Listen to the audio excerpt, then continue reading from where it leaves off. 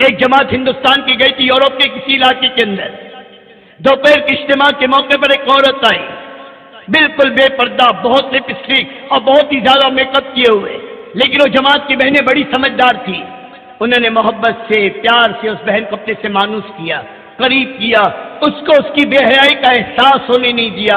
وہ تعلیم کے حلقوں میں بیٹھی، عورتوں کا عمل دیکھا، عورتوں کا ماحول دیکھا. صرف اتنی دیر کے ماحول میں اس نے اس پر اتنا اثر کیا.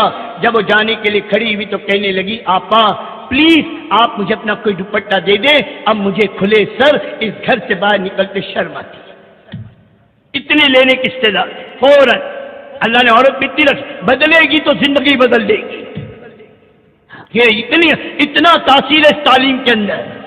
لیکن شرط ہے یہ 2 تعلیم مرد کے ذمے ہے. وہ 4 مہینے لگانے والوں، وہ آندھرا کے ذمہ داروں، اپنے بارے میں سوچ لو. آج ہی کارگزاری کل سنی تھی، کتنے 500 آدمی 4 مہینے، 1000 آدمی چلے کے، اور گھر میں تعلیم 300 گھروں میں. ہائے رے ہائے. یعنی آج کا مرد آج کا تبلیغ میں لگاؤ طے کر چکا ہے، ہمیں اپنی بیوی کو، اپنے بچوں کو جنت میں نہیں لے جانا ہے. جنت میں پوری دنیا کی مسجدوں میں تعلیم زندہ کرنے کی فکر ہے، اپنے گھر کی تعلیم بھول گئے. آج ہی طے کرو.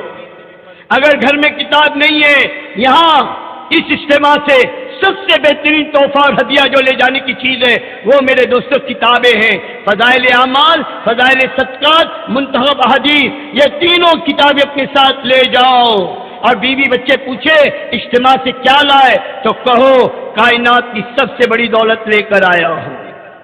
یہ وہ عمل ہے جس میں نور ہی نور ہے. یہ ہمارے گھر کو نورانی بنائے گا، ہمارے گھر کی بلائیں، ظلمتیں اور مصیبتوں کو دور کرے گا. پھر گھر میں مشورہ کرو. آرڈر نہیں، شوہر بن کے گھر میں دین نہیں لا سکتے، ساتھی بن کے گھر میں دین لانے کی محنت کرو. اماں جان کہتی ہے اللہ کے نبی ہمارے درمیان کیسے رہتے. اللہ اکبر. کہتے سیرت دیکھو، سیرت دیکھو. پھر ہمیں اپنے آپ کو اپنی بیوی کا شوہر کہتے شرم آئے گی. سیرت دیکھو.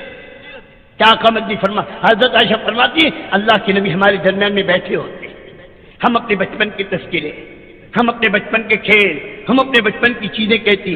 حضور بھی اپنے بچپن کا تذکرہ کرتے ہیں، اور حضور بھی ہمارے ساتھ ہنسی مذاق کرتے، اور ہم میں بالکل گھلے ملے رہتے. لیکن جب اذان کا وقت آ جاتا اللہ کے نبی ایسے کھڑے ہوتے جیسے ہمیں جانتے نہ. یہ اللہ کے نبی نے عمل بتایا. ماما جان حضرت عائشہ کے ساتھ دوڑ لگائی. دوڑ کون ہے؟ امام الانبیاء ہے، تمام روحانی اور تمام مشائخوں کا باپ. محمد کو بتا رہے ہیں حضرت عائشہ کے ساتھ دوڑ لگا رہے. صحابہ کو کہا تم آگے نکل جاؤ. حضرت عائشہ کے دوڑ لگاؤ گی؟ حضرت عائشہ اس وقت بدن اس کا ان کا ہلکا تھا، آگے نکل گئی. حضور صلی اللہ علیہ وسلم پیچھے رہ گئے. پھر دوسرے موقع پہ اللہ کے نبی نے پھر کہا دوڑ لگاؤ گی؟ اب دوسری بار دوڑ لگی. حضور آگے نکل گئے، عائشہ پیچھے رہ گئی. یہ سیرت میں ملے گا کہ گھر کی عورتوں کے ساتھ اللہ کے نبی کا معمول کیا تھا. اب وہ سارے واقعات بیان کرنے بیٹھوں تو میرے دوستوں یہ نہیں، ایک واقعہ بیان کرتا ہوں. رمضان کا مہینہ، اللہ کے نبی پاک صلی اللہ علیہ وسلم ہر سال اعتکاف فرمایا کرتے تھے. اماں جان حضرت عائشہ نے کہا یا نبی اللہ میرا حجرہ مسجد کے ساتھ بالکل لگا ہوا ہے، اگر آپ مجھے اعتکاف کی اجازت دے دیں تو میں اپنے دروازے کے پاس ہی اپنا خیمہ باندھ لوں اور اس میں اعتکاف کروں کہ مجھے آپ کے ساتھ مسجد میں اعتکاف کا شرف حاصل ہو جائے. حضور نے تو پہلے منع کیا، عائشہ کی اصرار پر خاموش ہو گئے. نہیں، شام کو جب آپ مسجد میں آئے تو دیکھا 11 یا 9 خیمے لگے ہوئے تھے. حضور نے پوچھا یہ سب کس کے ہیں؟ کہا یا نبی اللہ آپ کی تمام بیویوں نے آپ کے ساتھ اعتکاف کا ارادہ کر لیا ہے. اب ایک سب کو کہتے جاؤ تو ایک کو اجازت کیوں؟ اگر سب کو کہتے اعتکاف کرو تو قیامت تک کی امت کا مسئلہ ہے. اب تو ہم ہوتے تو کیا کرتے؟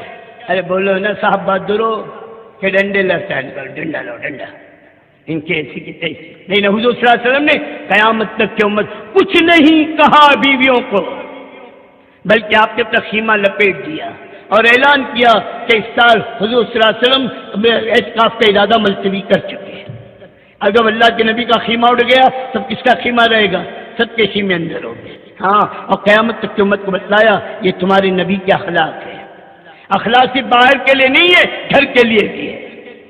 گھر کے لیے 10 سال امام مالک انس ابن مالک کہتے 10 سال میں اللہ کے نبی کی خدمت میں رہا، واللہ میرے نبی نے کبھی مجھے نہ ڈانٹا، نہ کبھی مارا، نہ کبھی گالی۔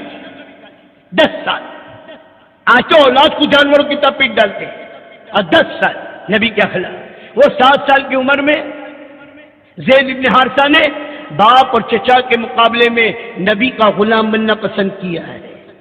کیا چیز دیکھ کر، کیا چیز دیکھ کر، جبکہ چچا اور باپ نے کہا بھی تو غلامی کو ترجیح دے رہا ہے آزادی پر، تو زید بن حارثہ نے کہا میں نے ان میں وہ بات دیکھی ہے،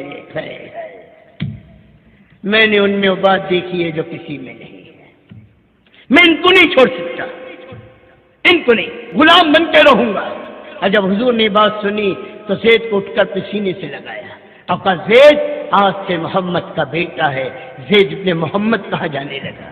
دوستو اخلاق بناؤ، اخلاق، ہر وقت پیشانی پہ غصہ نہ رکھو، ہاں ہر وقت ٹینشن میں مت رہو، ہنس بول بھی لیا کرو۔ آج تو گھر میں سلام کا مزاج نہیں ہے، سلام کا، سلام کرو، سلامتی میں رہو گے، سب کے لیے سلامتی ہے، گھر والوں ہی کے لیے نہیں ہے۔ کرتے ہیں گھر میں سلام؟ حالانکہ اللہ کے نبی نے فرمایا اپنے گھر میں بھی داخل ہو تو بغیر اجازت اور کھنکھار کر اور اس طرح آواز دے کر کہ گھر والوں کو خبر ہو جائے ہم آ رہے ہیں، کہ گھر والے اپنے آپ کو صحیح کر لیں۔ ایک صحابی نے پوچھا یا نبی اللہ اپنے گھر میں آواز دے کر کھنکھار کر؟ تو حضور صلی اللہ علیہ وسلم فرمایا کیا تم یہ چاہتے ہو کہ تم اپنی ماں کو یا اپنی بہن کو حال میں دیکھو جس حال میں دیکھنا تم پسند نہ کرو؟ حضور نے اس صحابی نے کہا میں نہیں چاہتا۔ کہا تم کھنکھار پر جاؤ گے، گھر والے اگر کسی اور حال میں ہوں گے تو اپنے دوپٹے کو صحیح کر لیں گے، اپنے کپڑے صحیح کر لیں گے، یہ معاشرے کا دین بتایا۔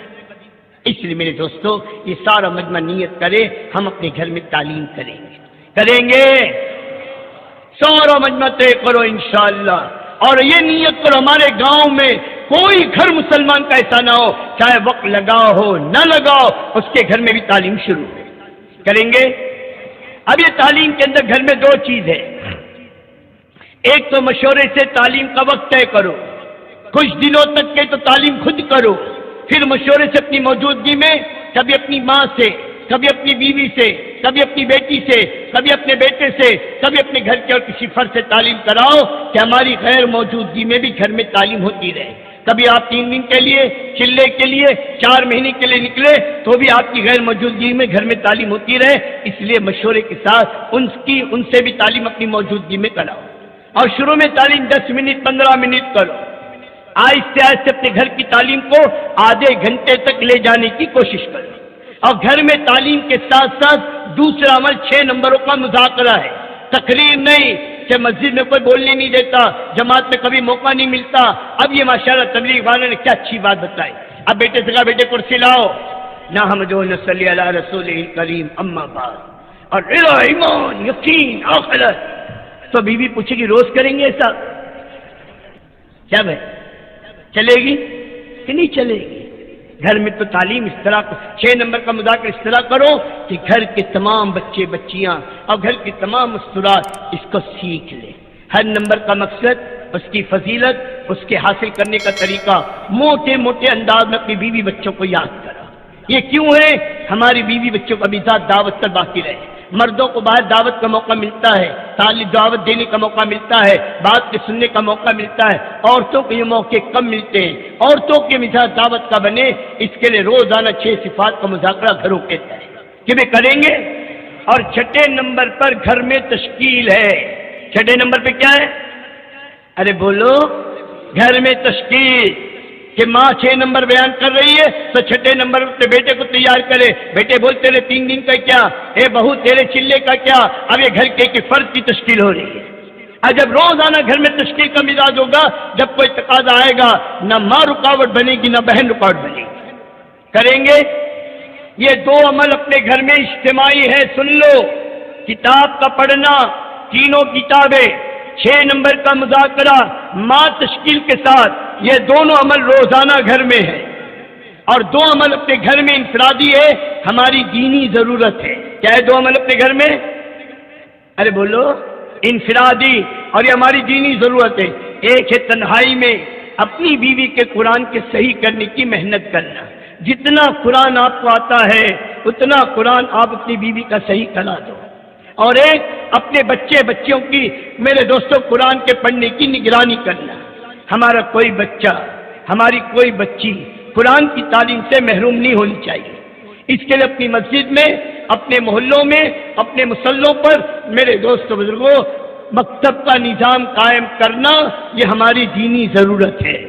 جیسے مسجد کی لائٹ کا انتظام، مسجد کے پانی کا انتظام، مسجد کی چٹائی کا انتظام ہمارے ذمے ہے، ایسے اپنی مسجد میں مکتب کا انتظام کرنا جہاں ہمارے بچوں کا قرآن پڑھایا جا رہا ہو اور دین کی ابتدائی تعلیم، عقیدے کی بنیادی تعلیم بچوں کو دی جا رہی ہو، یہ ہمارے بچوں کی ضرورت ہے۔ اس کا مرد عورت بچوں پہ محنت کی شکل ہے۔ اور ایک دوسرا عمل، علماء مفتیوں سے تنہائی میں مسئلے پوچھ کر مرد اپنی بیوی کو بتائے، ماں اپنی بچیوں کو بتلائے، باپ اپنے بچوں کو بتلائے کہ ہمارے گھر سے جاہلیت کا جنازہ نکلے اور ہمارا گھر علم کی روشنی میں آئے۔ کریں گے بھائی؟ میں پھر عرض کر رہا ہوں، عمل اجتماعی دو ہے، کتاب کا پڑھنا، 6 نمبر کا مذاکرہ، یہ عمل انفرادی ہے۔ کسی اور موقع پر اس عمل کو کرنے کی کوشش کرنا۔ اب اس سے کیا ہوگا؟ ہمارے گھر میں دین کا ماحول بنے گا، پھر 5 وقت کی نماز وجود میں آئے گی، ہمارے گھر میں کوئی بے نمازی نہیں ہوگا۔ ہاں، 5 وقت کی نماز، پھر گھر میں صبح شام کی تسبیح، تیسرا کلمہ، درود پاک اور استغفار کے پڑھنے کا اہتمام ہوگا، قرآن پاک کے پڑھنے کا اہتمام، اور موقع محل کی دعائیں، یہ ہمارے گھر کی بے دینی کا علاج ہے۔ پھر ہمارے گھروں میں حیا آئے گی، حیا، نبی کی معاشرت، سادگی آئے گی، نبی کی معاشرت، پھر ہمارے گھروں میں سنتیں زندہ ہوگی، پھر ماؤں کے دلوں میں اللہ سنت کی عظمت ڈالے گا، پھر گھر میں کوئی بچہ سنت کے خلاف عمل نہیں کر سکتا۔